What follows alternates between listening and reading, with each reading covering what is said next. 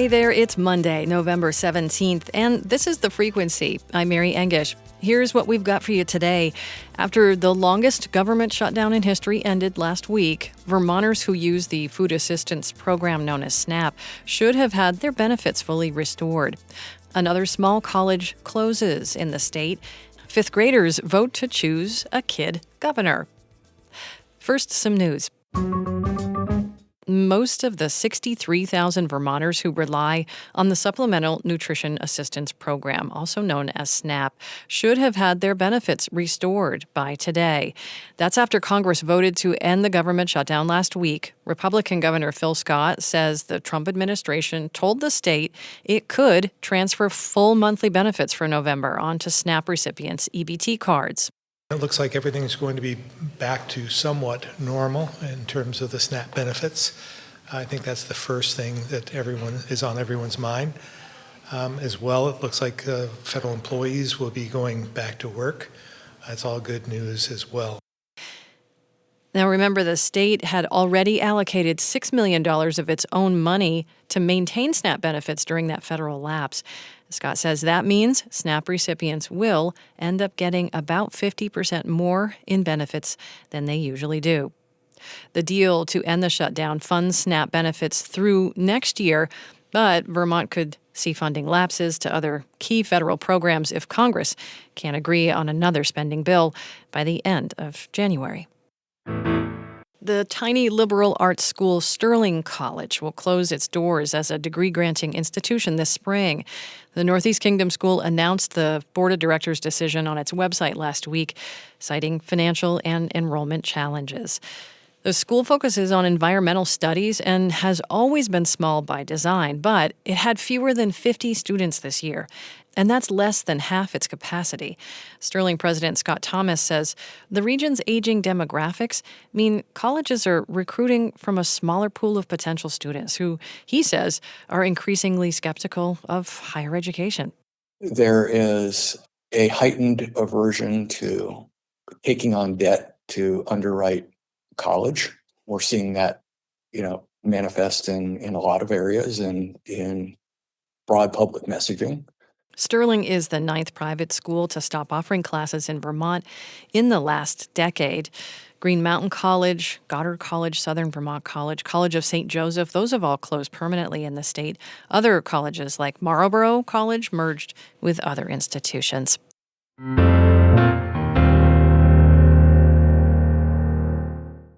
Remember last week when, right during the evening commute, winter arrived in Chittenden, Franklin, Lamoille, and Orleans counties with full-on snow and ice?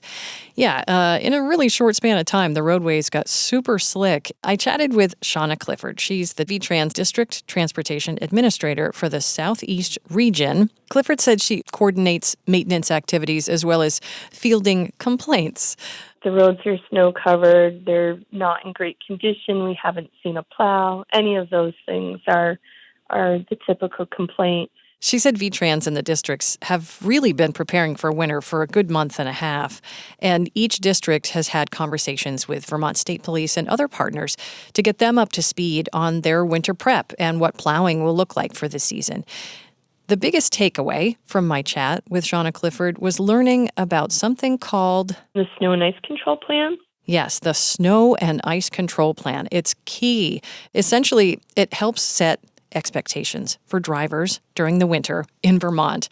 Most importantly, Clifford said, we are not a bare roads state. We are a safe roads at safe speeds state. Their job is to deliver this message, or a mantra almost, in many different ways over the entire season. So they reach out on social media, they make videos, they send out press releases that essentially says, there will be snow on the roads during a storm. And I asked Clifford if that was always the policy in Vermont, to not have crews plow down to the bare roads.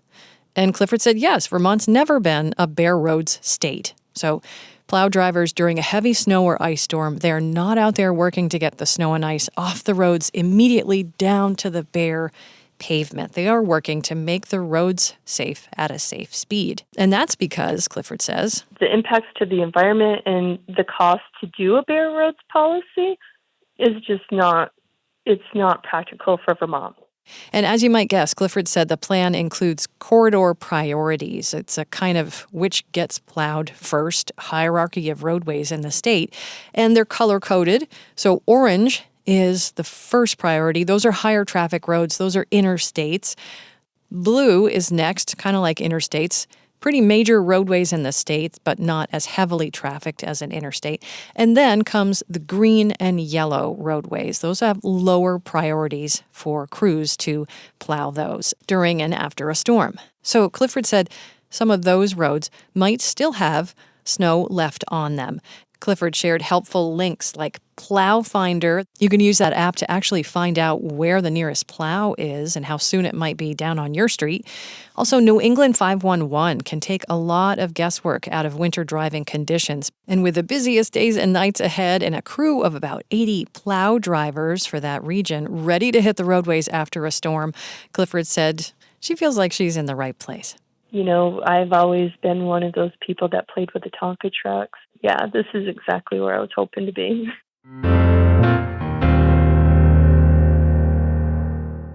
The town of Manchester is prepping for its 15th annual holiday parade, and it's looking for people to participate.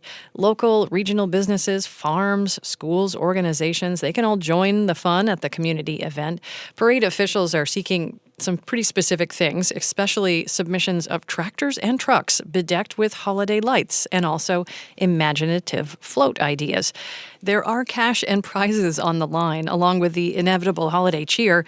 The deadline for entry for trucks with holiday lights and for float ideas, those are all due by Friday, November 21st, so this coming Friday. You can find details at manchestermerriment.org. In just a sec, we'll learn more about a new civic education program that gets kids excited about casting ballots and running campaigns. That's coming right up.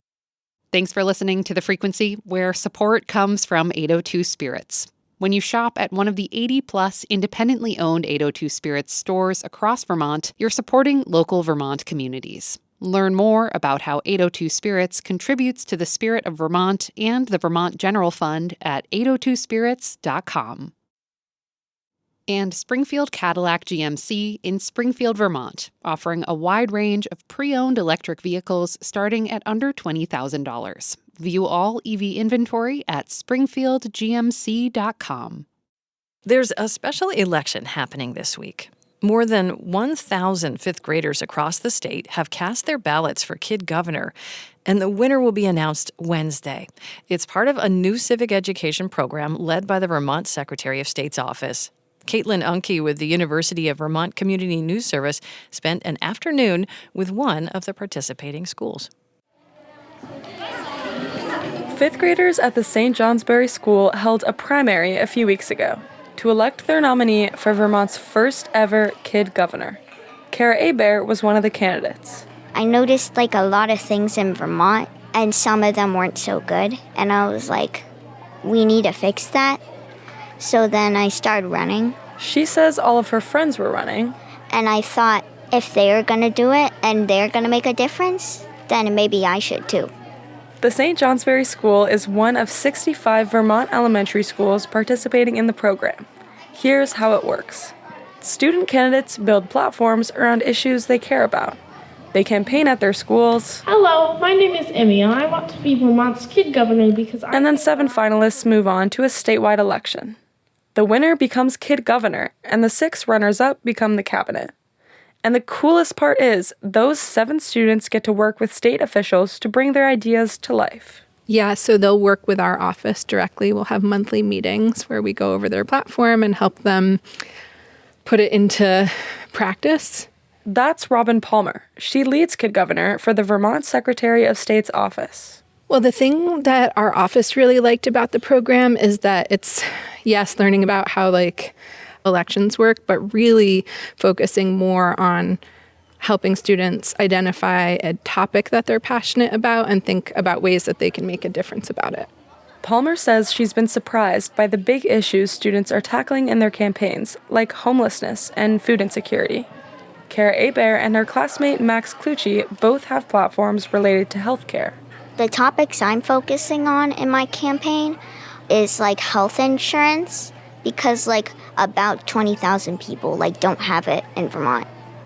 My dad, he was diagnosed with a disease that is unfortunate because it can't be cured, and my platform is to try to help people who try to cure those diseases, help them do their work.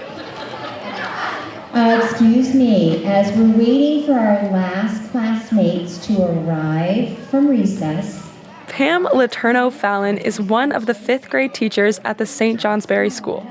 She actually helped bring the Kid Governor program to Vermont.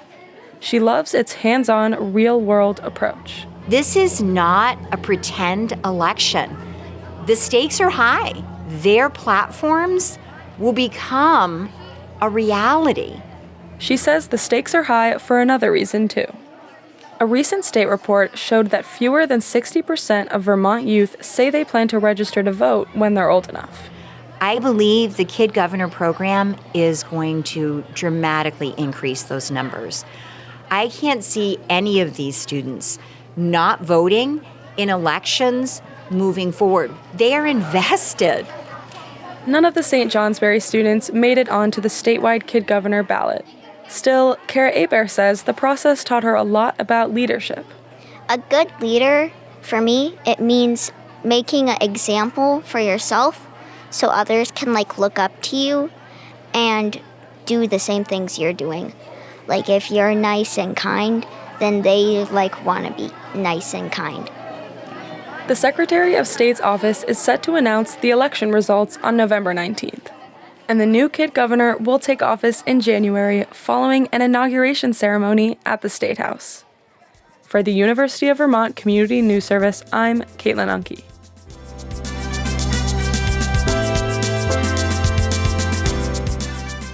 And that's the frequency for this Monday. We had additional reporting from Pete Hirschfeld, Lola DeFore, Jen Jarecki, and the Community News Service. Peter Engish composed music for this episode with interstitial music by Blue Dot Sessions and Universal. Adia Golston is our producer, with Stephanie Colombini editing. Have a great Monday. I'll talk to you tomorrow.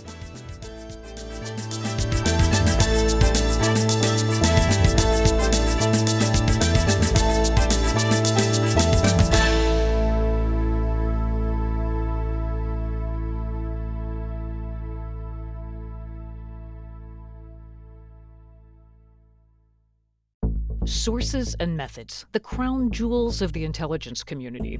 Shorthand for how do we know what's real? Who told us? If you have those answers, you're on the inside, and NPR wants to bring you there. From the Pentagon to the State Department to spy agencies, listen to understand what's really happening and what it means for you. Sources and Methods, the new national security podcast from NPR.